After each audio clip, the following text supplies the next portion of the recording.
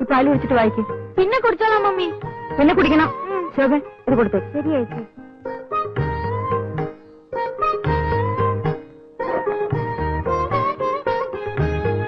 ഇതെനിക്ക് സെലക്ഷൻ കിട്ടിയത് തന്നെ 3 തരം.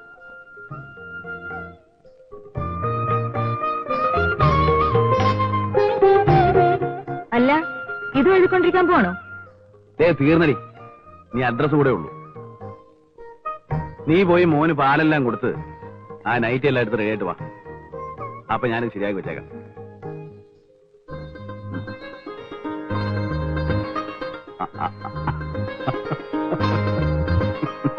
ചേട്ടന് വേറെ ജോലിയൊന്നുമില്ലേ? ഇവിടെ കിട്ടുന്ന ശമ്പളം തികഞ്ഞിട്ടായിരിക്കും ഒരു ഫോറിൻ ഡിഗ്രി.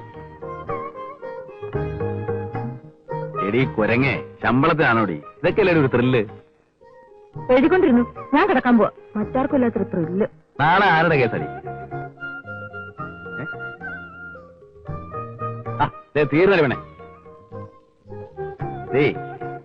ഒരു യഥാർത്ഥ ഭാര്യ എന്ന് പറഞ്ഞാൽ ഭർത്താവ് ആഹാരം കഴിച്ചതിന് ശേഷമേ ആഹാരം കഴിക്കാവൂ, ഭർത്താവ് ഉറങ്ങിയതിന് ശേഷമേ ഉറങ്ങാവൂ. മനസ്സിലായോ?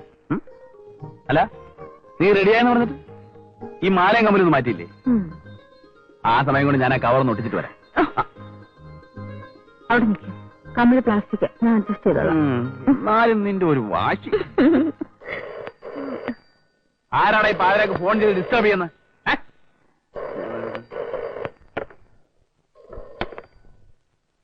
ഹലോ. ഹലോ, ഡോക്ടർ രാജനുണ്ടോ? ഉണ്ടല്ലോ. ആരാ സംസാരിക്കുന്നത്? ഞാൻ ഡിസ്ട്രിക്ട് കളക്ടറാണ്.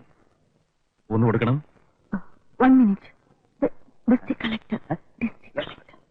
ഹലോ, ഇതാ നിന്റെ പെങ്ങളെ ഞാൻ ഡൈവേഴ്സ് ചെയ്യും. എന്നെ ഉറങ്ങാൻ സമ്മതിക്കില്ലെന്ന് ഞാൻ പറഞ്ഞില്ലേ? ഇവളുടെ ഓരോ വകുപ്പുകൾ കേട്ടെന്റെ തല പൊളിയ. അയ്യോ ഇല്ല ചേട്ടാ, നുണയാണ്.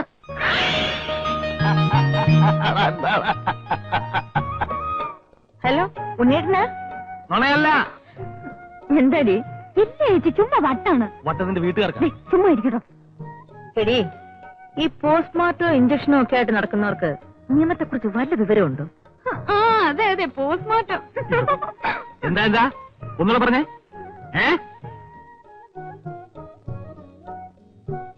എന്റെ പൊന്നളിയാ, ഞാനൊന്ന് ഉറങ്ങാൻ നോക്കാൻ നോക്കിട്ട് 1 മണിക്കൂറായി. പക്ഷെ ഇവിടെ സമ്മതിക്കണ്ട. അയ്യോ കൊല്ലുന്നേ.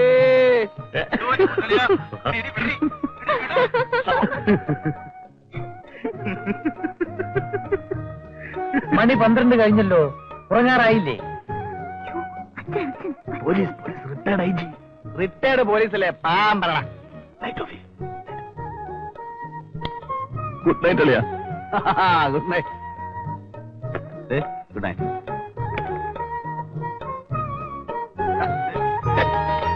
ഗുഡ് നൈറ്റ് എന്ന് പറഞ്ഞ പോലെ തൊട്ട് പോരുത്. എന്ത്?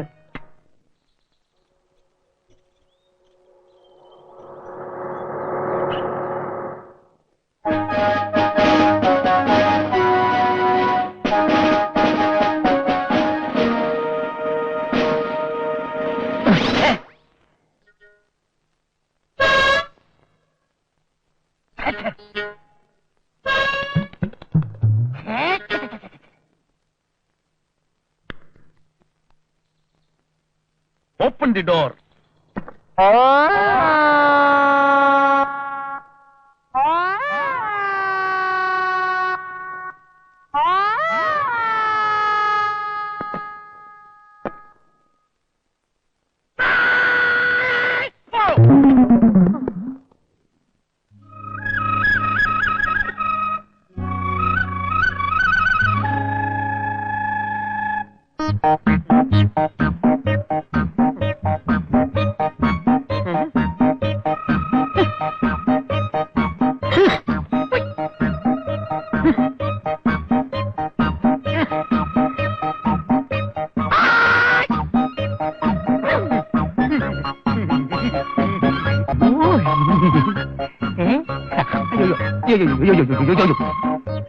അയ്യോ അയ്യോ അയ്യോ അയ്യോ അയ്യോ അയ്യോ. അല്ല, ഇതാര് രഞ്ജനോ? അതെ, കാലിനെന്ത് പറ്റി? സാറിന് എന്നെ കുറിച്ച് അറിയാമല്ലോ. എന്ത്? Keep left. കീപ് ലെഫ്റ്റോ? കേരള ഗവൺമെന്റ് ഞങ്ങളുടെ കുടുംബത്തിന് തന്നിട്ടുള്ള പട്ടയദാനമാണ് കീപ് ലെഫ്റ്റ്. കാരണം ഇത്രയും കീപ് ലെഫ്റ്റ് പാലിക്കുന്ന വേറെ കുടുംബക്കാര് ഇന്ത്യ സംസ്ഥാനത്തിലില്ല സാർ. എന്റെ അച്ഛൻ റോഡിൽ ഫുട്പാത്ത് ഇല്ലാഞ്ഞിട്ട് സ്വന്തമായി ഭൂമി വാങ്ങി ഫുട്പാത്ത് ഇട്ട് അതിലൂടെ നടന്ന് ചരിത്രം സൃഷ്ടിച്ചിട്ടുള്ള ആളാ. ആ അച്ഛന്റെ മകനാ ഈ ഗതികേട് സംഭവിച്ചത്. ഓ, അപ്പൊ അതാണ് ഈ കീപ്പ് ലെഫ്റ്റ് രഞ്ജൻ എന്ന് പറയുന്നത് അല്ലേ? അതെ. അത് ശരി. അപ്പൊ ഞാൻ പോട്ടെ. അല്ല, കാലിനെ തെറ്റി പറഞ്ഞില്ല. അങ്ങനെ ഒരു അബദ്ധം പറ്റിപ്പോയതാ. അപ്പൊ ഞാൻ പോട്ടെ. See you. അല്ല, കാലിനെ തെറ്റി പറഞ്ഞില്ലല്ലോ. ഓ, മറന്നുപോയി. സാറിനറിയാമല്ലോ ഞാനൊരു കീപ് ലെഫ്റ്റ് ആണെന്ന്. ഇന്നലെ വരെ ഒരു കുഴപ്പമുണ്ടായിരുന്നില്ല. ഇന്ന് രാവിലെ ഞാനൊരു സൈക്കിൾ എടുത്ത്, എനിക്ക് സൈക്കിളുണ്ട്, ഞാൻ നേരെ റോഡിന്റെ നടുവിലൂടെ കീപ് ലെഫ്റ്റ് ചെയ്ത് വരികയായിരുന്നു. എന്തൊരു കാറ്റായിരുന്നറിയാവോ? അപ്പോഴേ സാറേ ദാ നിൽക്കുന്നു 8 അടി ഉയരത്തിൽ. ചെയ്ത് കണ്ടോ എന്റെ മേലൊക്കെ രോമാഞ്ചം? ഇത്രയൊക്കെ ആയിട്ടും ഇപ്പോഴും എനിക്കത് ഓർക്കാൻ പറ്റുന്നില്ല സാർ. 8 അടി ഉയരമുള്ള ആര്? ആരാണെന്നോ? സാറപ്പോ റോഡ് സൈഡിലൊന്നും നോക്കാതെയാണ് പോകുന്നത്. സിൽക്ക് സ്മിത. എന്റെ അമ്മോ, ഒരു നിപ്പ് തന്നെ. സാറേ, ഞാൻ കാല് മുതൽ നോക്കി തുടങ്ങിയതാ. അര എത്തിയതേ എനിക്ക് ഓർമ്മയുള്ളൂ. പിന്നെ ഞാൻ നോക്കുമ്പോ ഞാൻ ലോറി സഞ്ചരിച്ചുകൊണ്ടിരിക്കുക. 2 കാലും ഫ്രാക്ചർ. ഈ കീപ് ലെഫ്റ്റ് എഞ്ചിൻ എന്ന് പറഞ്ഞാൽ ലോറി.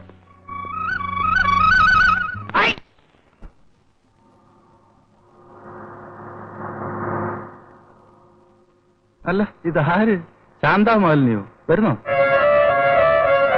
ഓ, രാജന്റെ കാറിൽ മാത്രമേ കയറുള്ളായിരിക്കും. ആ, നടക്കട്ടെ.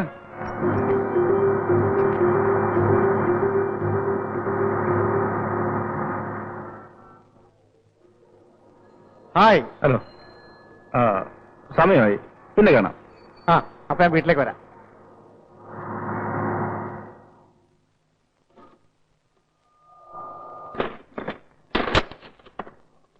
നീ സർജനെ കണ്ടോ? ഇല്ല.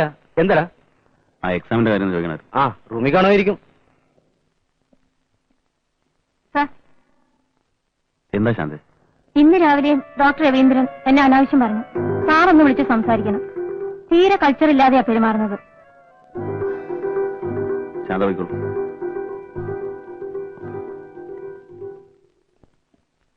രവി. എന്താ രാജ? ആ ശാന്ത എപ്പോ നോക്കിയാലും നിന്നെ പറ്റി കംപ്ലൈന്റ് ആണല്ലോ. ശാന്തയോ? ഏത് ശാന്ത? ഓ, ശാന്ത അറിയില്ലല്ലേ? നിന്റെ ശാന്ത. അവള് പഴയാടാ. ആയിക്കോട്ടെ, പക്ഷെ അവളെന്റെ സ്റ്റാഫ് നഴ്സ് അല്ലേ? നിനക്ക് വേറെ ആരെങ്കിലും നോക്കിക്കൂടെ? കാശ് കൊടുത്ത കംപ്ലൈന്റ് എല്ലാം തീരും. എന്നാ പിന്നെ അത് ചെയ്യ്.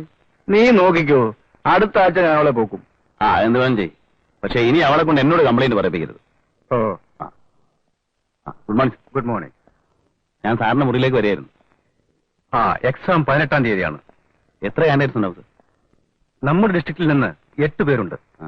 സ്റ്റേറ്റിൽ നിന്ന് 10-30 പേരെങ്കിലും കാണും. എന്താ, ആൻസൈറ്റി കൂടിയോ? ധൈര്യമായി എഴുതിക്കോ. കൊല്ലം കുറെ ആയില്ലേ രാജൻ ഇതും പ്രതീക്ഷിച്ചിരിക്കുന്നു. വരട്ടെ. ഓ.